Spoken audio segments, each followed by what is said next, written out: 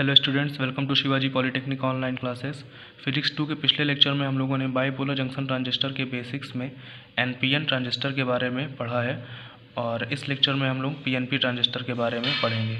तो जैसा कि हम लोग जानते हैं कि बीजेटी दो तरह का होता है, एक होता है एनपीएन ट्रांजिस्टर और दूसरा होता है पीएनपी ट्रांजिस्टर। तो एनपीएन ट्रांजिस्टर को हम लोग पढ़ चुके हैं, तो अब हम लोग पीएनपी ट्रांजिस्टर के बारे में पढ़ेंगे। तो सबसे पहले डेफिनेशन देख लेते हैं कि पीएनपी ट्रांजिस्टर की डेफिनेशन क्या होती है।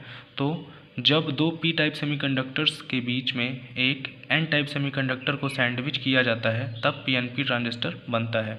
यानी कि जब दो पी टाइप सेमीकंडक्टर लेंगे और उसके बीच में एक एन टाइप सेमीकंडक्टर को सैंडविच करेंगे तब पीएनपी ट्रांजिस्टर बनेगा। सैंडविच आप लोग समझते हैं, जैसे ब्रेड के बीच में आप लोग जब सब्जी रखते हैं तो उसी को सैंडविच बोला जाता है। तो उसी तरह यहाँ पे दो पी टाइप सेमीकंडक्टर के बीच में एक एन टाइप सेमीकंडक्टर रखा गया है, तो इसको हम सैंडविच बोल रहे हैं कि एन टाइप सेमीकंडक्टर को सैंडविच किया गया है दो पी टाइप सेमीकंडक्टर्स के बीच में।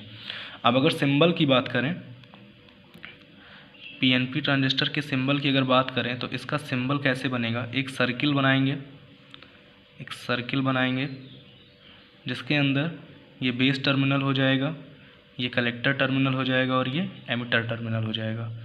बेस टर्मिनल को कैपिटल बी से दिखाएंगे, कलेक्टर टर्मिनल को कैपिटल सी से दिखाएंगे और एमिटर टर्मिनल को कैपिटल ई से दिखाएंगे।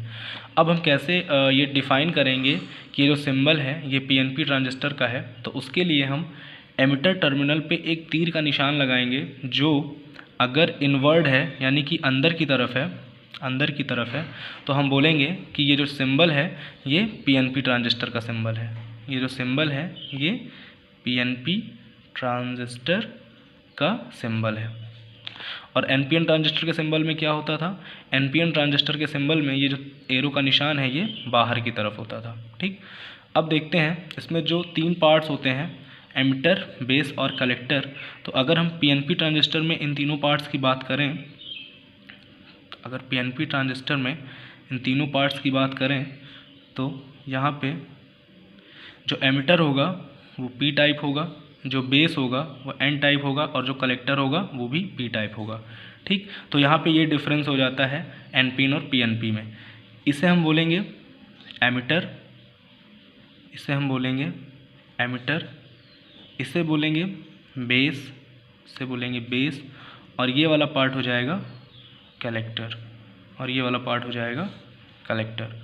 ठीक है, यहाँ पे दो पीएन जंक्शंस हैं, एक पीएन जंक्शन यहाँ पे है और एक पीएन जंक्शन यहाँ पे है। अब दो जंक्शंस होने के कारण यहाँ पे डिप्लीशन लेयर भी बनेगी, दो जंक्शंस होने के कारण यहाँ पे डिप्लीशन लेयर भी बनेगी। जहाँ पे पीएन जंक्शन होता है वहाँ पे डिप्लीशन लेयर बनती है, तो यहाँ पे दो जंक्शंस हैं तो दो डिप्लीशन लेयर्स बनेंगी। इसे नाम दे देते हैं जंक्शन J1 और ये हो जाएगा जंक्शन J2। तो इस तरह से यहाँ पे दो जंक्शन बन गए। अगर हम साइज की बात करें एमिटर बेस कलेक्टर के, तो जैसे कि यहाँ पे कलेक्टर का साइज सबसे बड़ा होता है और बेस का साइज सबसे छोटा होता है। एमिटर का साइज कलेक्टर और बेस के बीच में होता है। अगर डोपिंग की बात करें तो डोपिंग में एमिटर की डोपिंग सबसे ज़्यादा होती है, बेस की डोपिंग सबसे कम होती है और कलेक्टर की डोपिंग एमिटर और बेस के बीच की होती है। जैसे कि हमने एनपीएन ट्रांजिस्टर में देखा था उसी तरह यहाँ पर भी हो जाएगा। अगर हम साइज वाइज देखें तो साइज में एमिटर का साइज, कलेक्टर का साइज सबसे बड़ा हो जाएगा, उसके बाद एमिटर का साइज और फिर बेस का साइज। अगर हम डोपिंग वाइज देखें तो एमिटर की डोपिंग सबसे ज़्यादा, उसके बाद कलेक्टर की और फिर सबसे कम डोपिंग बेस की होगी। ठीक है, तो बेसिक कंस्ट्रक्शन एनपीएन और पीएनपी दोनों का सेम है, बस हम डिफरेंशिएट कैसे करेंगे।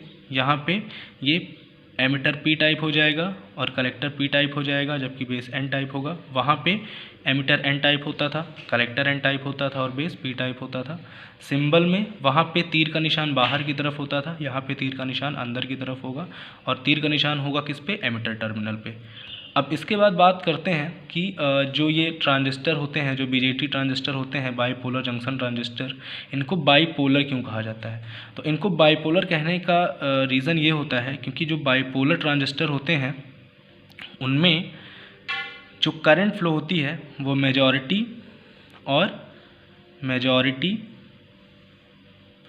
एज वेल एज माइनॉरिटी दोनों की वजह से करंट फ्लो होती है।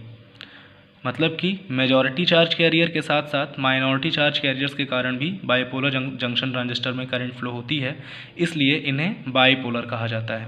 ठीक, अब बात करते हैं कि इनमें किन किन रीजन्स में इन्हें हम ऑपरेट कर सकते हैं या किन किन मोड्स में इन्हें हम ऑपरेट कर सकते हैं। तो इन्हें हम 4 रीजन में या 4 मोड्स में ऑपरेट कर सकते हैं। पहला रीजन होता है एक्टिव रीजन, दूसरा होता है सैचुरेशन रीजन, थर्ड होता है कट ऑफ रीजन, और जो फोर्थ होता है उसे हम बोलते हैं इन्वर्टेड रीजन। तो इन 4 रीजन्स में बीजेटी को ऑपरेट किया जा सकता है। तो आइए देखते हैं कब ये एक्टिव रीजन में ऑपरेट होगी और कब सैचुरेशन रीजन में, कब कट ऑफ रीजन में और कब इन्वर्टेड रीजन में। यहाँ पे मान लेते हैं ये जंक्शन J1 है और ये जंक्शन J2 है। हम इसे किस रीजन में ऑपरेट कर रहे हैं ये डिपेंड करता है कि हमने जो इसके जंक्शंस हैं उनकी बायसिंग किस तरह से की है। अगर जंक्शन J1 फॉरवर्ड बायस में होगा और जंक्शन J2 रिवर्स बायस में होगा, तब अगर हम बायसिंग इस तरह से करते हैं, J1 को फॉरवर्ड बायस में रखते हैं और J2 को रिवर्स बायस में रखते हैं, तब जो BJT है वो एक्टिव रीजन में ऑपरेट होगा। और एक्टिव रीजन में हम इसे जब यूज़ करते हैं तो ये एज एन एम्पलीफायर यूज़ होता है, ठीक। उसके बाद अगर सैचुरेशन रीजन की बात करें तो जब हम BJT को सैचुरेशन रीजन में यूज़ करेंगे तो सैचुरेशन रीजन में यूज़ करने के लिए जो जंक्शन J1 है उसको फॉरवर्ड बायस में रखेंगे और साथ साथ जो जंक्शन J2 है उसको भी फॉरवर्ड बायस में रखेंगे। तो जब हम जंक्शन J1 और J2 दोनों को फॉरवर्ड बायस में रखते हैं तब BJT सैचुरेशन रीजन में ऑपरेट होती है। और इस रीजन में जब हम BJT को ऑपरेट करते हैं तो वो हमेशा लॉजिकल ऑन पे रहता है। उसको हम बोलेंगे कि इस मोड में जब भी BJT ऑपरेट होती है तो वो हमेशा लॉजिकल ऑन पे रहती है, ठीक। उसके बाद जो है कट ऑफ रीजन, जब भी हम BJT को कट ऑफ रीजन में यूज़ करेंगे तो कट ऑफ रीजन में यूज़ करने पर जंक्शन J1 भी रिवर्स बायस में रहेगा as well as junction J2 भी रिवर्स बायस में रहेगा। यानी जब दोनों जंक्शंस की बायसिंग हम रिवर्स बायस में कर देंगे, J1 और J2 दोनों की बायसिंग रिवर्स बायस में कर देंगे, तब BJT कट ऑफ रीजन में ऑपरेट होगा और इसे बोलेंगे लॉजिकल ऑफ। यहाँ पे ये लॉजिकल ऑफ रहेगा, ठीक।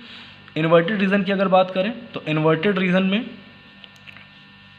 जैसे यहाँ पे हम लोग देख रहे हैं एक्टिव रीजन में J1 फॉरवर्ड बायस में था, J2 रिवर्स बायस में था, तो इन्वर्टेड रीजन में जंक्शन J1 रिवर्स बायस हो जाएगा। इन्वर्टेड रीजन में जंक्शन J1 रिवर्स बायस में हो जाएगा और जंक्शन J2 फॉरवर्ड बायस में हो जाएगा।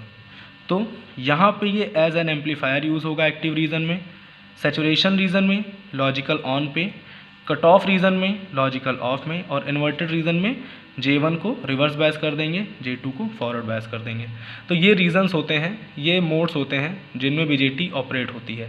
और हम जानते हैं इसको हम मेनली दो पर्पज़ के लिए यूज़ करते हैं। पहला होता है एम्प्लीफिकेशन और दूसरा पर्पज़ होता है इसको यूज़ करने का स्विचिंग। और मेनली जो ट्रांजिस्टर्स यूज़ किए जाते हैं वो एम्प्लीफिकेशन पर्पज़ के लिए ही यूज़ किए जाते हैं। आई होप आपको ये लेक्चर समझ में आया होगा। अब अगर हम BJT और NPN का कंपैरिजन करें तो बस हमें ये देखना है सिंबल में ये एरो का जो निशान है, ये जो तीर का निशान है, NPN ट्रांजिस्टर में ये बाहर की तरफ होगा, PNP में अंदर की तरफ होगा। यहाँ पे PNP ट्रांजिस्टर में एमिटर P टाइप का होगा, कलेक्टर P टाइप का होगा और बेस N टाइप का होगा, जबकि NPN ट्रांजिस्टर में एमिटर N टाइप का होगा, बेस P टाइप का होगा और कलेक्टर N टाइप का होगा। तो ये इसमें डिफरेंस है। और इसको हम बाइपोलर जंक्शन ट्रांजिस्टर क्यों कहते हैं? तो बाइपोलर जंक्शन ट्रांजिस्टर कहने का मतलब है कि इसमें मेजॉरिटी और माइनॉरिटी दो तरह के चार्ज कैरियर पाए जाते हैं, मेजॉरिटी चार्ज कैरियर्स और माइनॉरिटी चार्ज कैरियर्स। अगर इलेक्ट्रॉन मेजॉरिटी चार्ज कैरियर्स होंगे तो होल्स माइनॉरिटी चार्ज कैरियर्स होंगे, अगर होल्स मेजॉरिटी होंगे तो इलेक्ट्रॉन माइनॉरिटी होंगे। तो जो हमारा BJT होता है उसमें मेजॉरिटी चार्ज कैरियर्स के साथ साथ माइनॉरिटी चार्ज कैरियर्स के कारण भी करंट फ्लो होती है, तो इसलिए इसको बाइपोलर जंक्शन ट्रांजिस्टर कहते हैं। और इसको ट्रांजिस्टर क्यों कहा जाता है? ट्रांजिस्टर कहने का मतलब है कि ट्रांसफ़र ऑफ रजिस्टर, यानी कि यहाँ पे जब इसको हम एज एन एम्पलीफायर यूज़ करते हैं तो हम देख रहे हैं कि यहाँ पे जो जंक्शन J1 है वो फॉरवर्ड बायस में है और जंक्शन J2 रिवर्स बायस में है। जब जंक्शन फॉरवर्ड बायस में होगा तो उस स्थिति में जो रेजिस्टेंस ऑफर किया जाएगा जंक्शन J1 के द्वारा वो कम होगा, और जब J2 रिवर्स बायस में होगा तो जंक्शन J2 द्वारा जो रेजिस्टेंस ऑफर किया जाएगा, जो जंक्शन J2 द्वारा जो रेजिस्टेंस उत्पन्न किया जाएगा वो ज़्यादा होगा। तो यहाँ पे रेजिस्टेंस कम होगा, फॉरवर्ड बायस में रेजिस्टेंस कम होगा, जबकि रिवर्स बायस में रेजिस्टेंस ज़्यादा होगा। तो यहाँ पर रेजिस्टेंस बदल जा रहा है, इसलिए इसको हम बोलते हैं ट्रांजिस्टर यानी ट्रांसफ़र ऑफ रजिस्टर। ठीक है, तो आई होप आपको ये लेक्चर समझ में आया होगा। तो आप लोग इसको अच्छे से रिवाइज़ कर लीजिए, इसका बेसिक समझ लीजिए।